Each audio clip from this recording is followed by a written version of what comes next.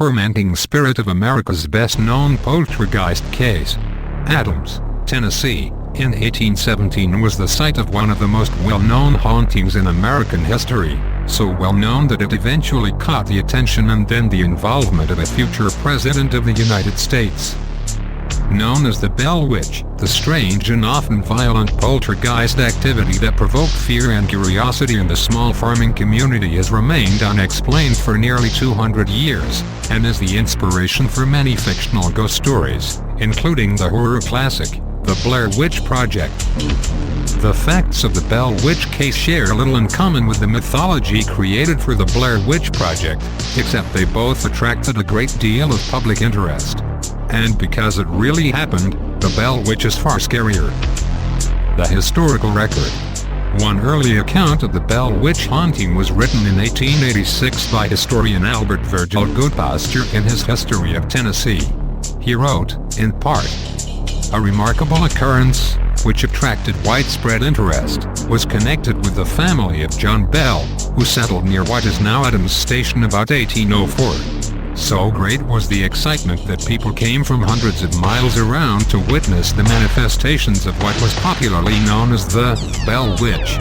This witch was supposed to be some spiritual being having the voice and attributes of a woman. It was invisible to the eye, yet it would hold conversation and even shake hands with certain individuals. The freaks it performed were wonderful and seemingly designed to annoy the family.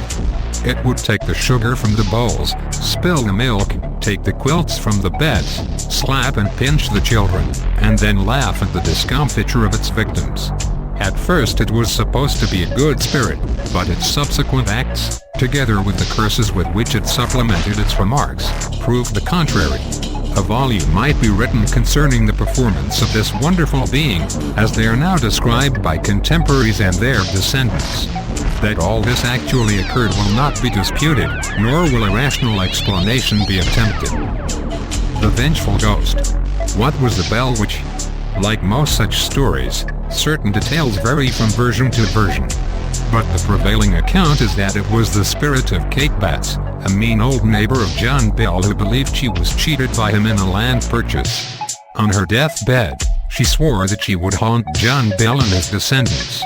The story is picked up by the Guidebook for Tennessee, published in 1933 by the federal government's Works Projects Administration. Sure enough, tradition says, the Bells were tormented for years by the malicious spirit of old Kate Batts. John Bell and his favorite daughter Betsy were the principal targets. Toward the other members of the family the witch was either indifferent or, as in the case of Mrs. Bell, friendly. No one ever saw her, but every visitor to the Bell home heard her all too well. Her voice, according to one person who heard it, spoke at a nerve-wracking pitch when displeased, while at other times it sang and spoke in low musical tones. The spirit of old Kate led John and Betsy Bell a merry chase. She threw furniture and dishes at them. She pulled their noses, yanked their hair, poked needles into them. She yelled all night to keep them from sleeping, and snatched food from their mouths at mealtime.